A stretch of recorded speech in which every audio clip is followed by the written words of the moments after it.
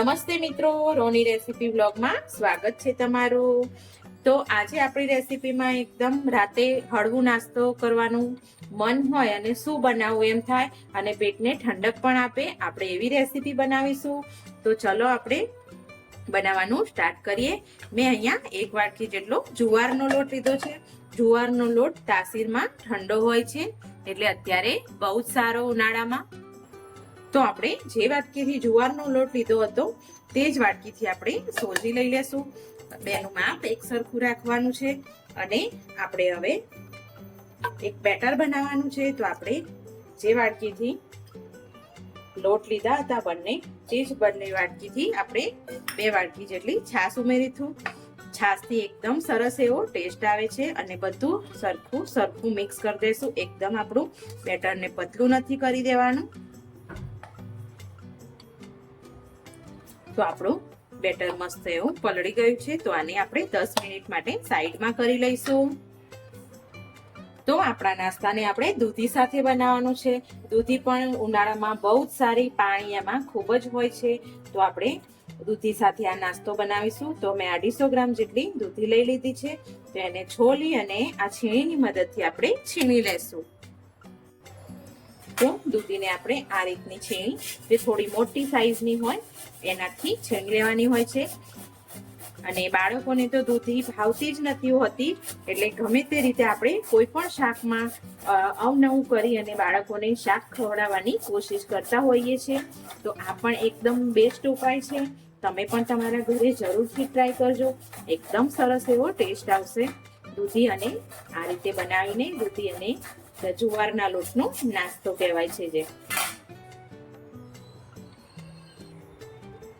તો અહીંયા આપણે 10 મિનિટ જેટલું થઈ ગયું છે અને આપણી બીજી બધી તૈયારી પણ જોડે કરી દીધી છે।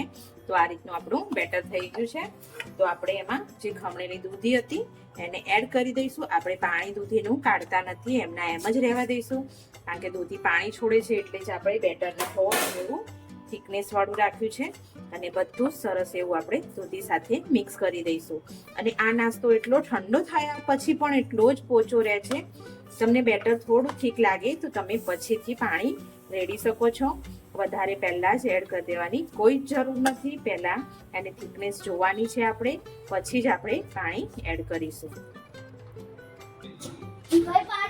તો અહીંયા આપણે બેઝિક મસાલા કરીશું। થોડા લાલ મરચું પાવડર, થોડું ધાણા જીરું, થોડીક હળદર એડ કરીશું, સ્વાદ પ્રમાણે મીઠું લઈ લેશું, થોડો એવો આપણે અજમો એડ કરીશું મસળીને।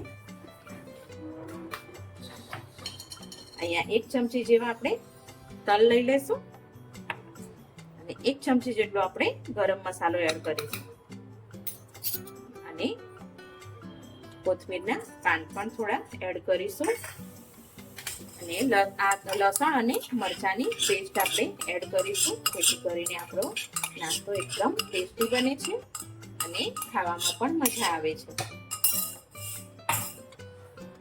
તો અહીંયા આપણો લાંબા સમય સુધી સોફ્ટ રહે એટલા માટે આપણે 1 ચમચી જેટલું તેલ રેડીશું અંદર આપણા નાસ્તામાં। તો મસ્ત એવો લાંબા સમય સુધી નાસ્તો સોફ્ટ એવો રહે છે। તો બધાને આપણે સરખું એવું મિક્સ કરી લઈશું।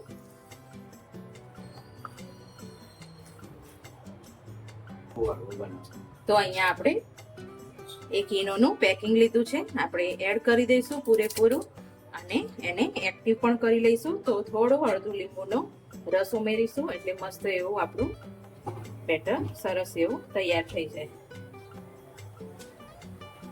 અને સરસ એવું અંદર મિક્સ કરી લેશું। તો અહીંયા આપણે એક નોનસ્ટિક પેન લઈ લેશું, એમાં તેલ રેડીને 1 ચમચી અને પછી આ રીતે તલને થોડા એવા આપણે સ્પ્રિંકલ કરી લઈશું।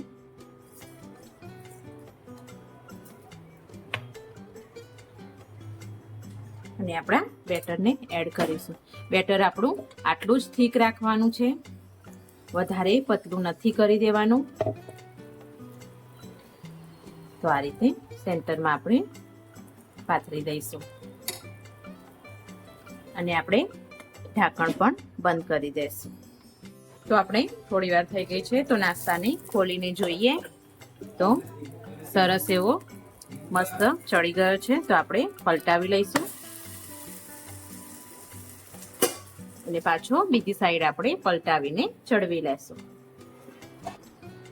તો આપણે ખોલીને જોઈએ બીજી બાજુથી આપણો નાસ્તો ચડી ગયો છે કે નહીં. તો આપણો નાસ્તો બીજી સાઈડથી પણ મસ્ત એવો ચડી ગયો છે. તો આપણે આને ઉતારી લઈશું. તો આપણો મસ્ત મજાનો નાસ્તો મિત્રો તૈયાર છે. આને સોસ જોડે કે તમને ચા જોડે ભાવે તો ચા જોડે પણ લઈ શકો છો. અને મસ્ત એવો હળવો અને મસ્ત એવો નાસ્તો આપણો તૈયાર છે. તો તમને આ વિડીયો ગમે તો લાઈક, શેર, સબસ્ક્રાઈબ કરજો. Thank you.